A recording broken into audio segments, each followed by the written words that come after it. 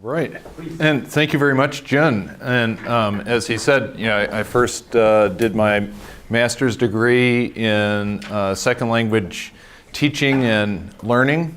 And when I was doing that research for my master's degree, I studied about language comprehension. Then when I did my PhD, I was studying visual perception and eye movements. And I have wanted to bring those interests back together, comprehension and perception. And that's what I'm talking about today, is how perception and comprehension work together, and what's the influence of comprehension on perception when you're watching a movie. My talk is, how is a movie viewer's understanding related to how they watch a movie? And before I start, I just want to briefly mention my collaborators on this research.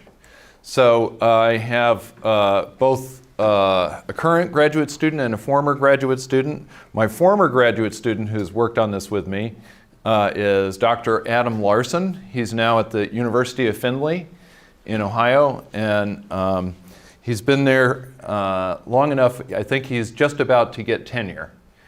And then John Hudson. He's one of my current graduate students, and he's just about to finish his PhD, and he's worked on this as well.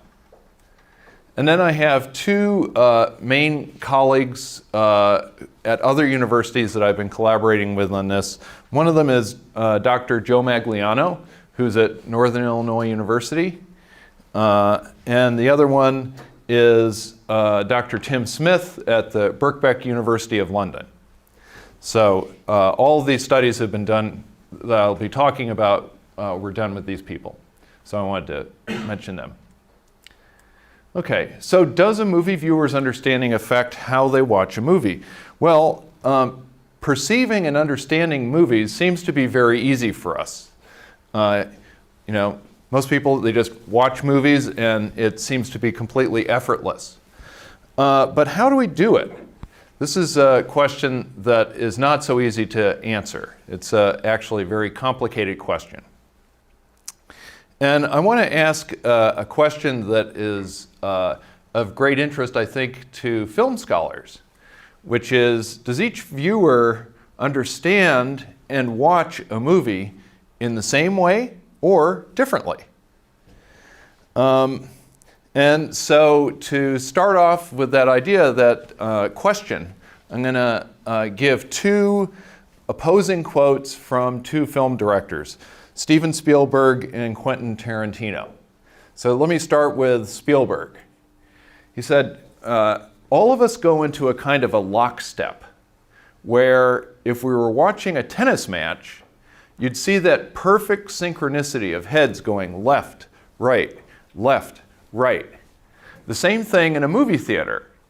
When the movie is working and the audience is galvanized, almost hypnotized, all watching the same things, all knowing where to look at the exact same time. It's a wonderful thing. There's nothing greater than that. So Spielberg here is talking about the film director having great control over the audience, so that the audience, they're all looking left and right at the same time, and they all know exactly when to look, okay? And he's saying this is a really wonderful thing for a filmmaker, okay? And then we have a quote from Quentin Tarantino, and he said, if 1 million people see my movie, I hope they see 1 million different movies, okay? So basically he's saying he hopes that every viewer who sees his movie differently. Okay? So these are very different opposing opinions from two very famous directors. Spielberg basically talking about the director controlling the understanding and the perception of the viewer. And Quentin Tarantino basically saying he wants all the viewers to be completely different and have very different understandings and perceptions of his movies. So, obviously, different people can have very different understandings of a movie. Anybody who is interested in film knows this, okay? And I'm actually going to show evidence of that in my talk. We'll actually be measuring people's understanding and show that they're very different, okay? But does our understanding affect how we look at movies when we watch them, okay? And this is going to get at, when I say look at, I mean really like people's eye movements. Where do they look, okay?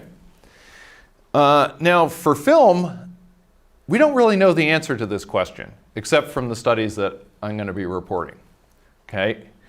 But we do know for reading. For reading, we know that when we read, our understanding affects our eye movements, okay? So for people who are not accustomed to talking about or thinking about eye movements, let me define eye movements first. So we have our little eye icon here, and let's say there's something interesting to look at somewhere else. And so the eye is going to move to those interesting things to look at them. And when the eye moves, we're going to call that a saccade, okay?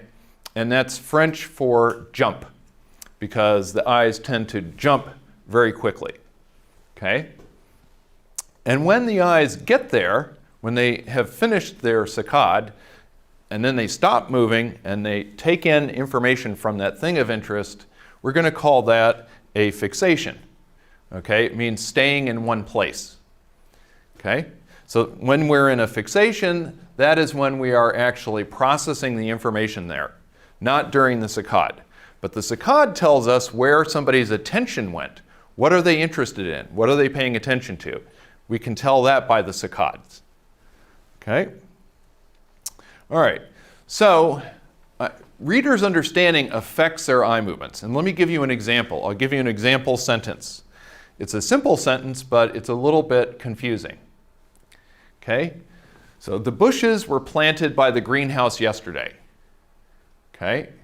This seems like a very simple sentence, but actually it's a little bit tricky, because when you read the bushes were planted by, we automatically think they were planted by a person. So for example, the bushes were planted by the gardener, okay? But then we get the bushes were planted by the greenhouse.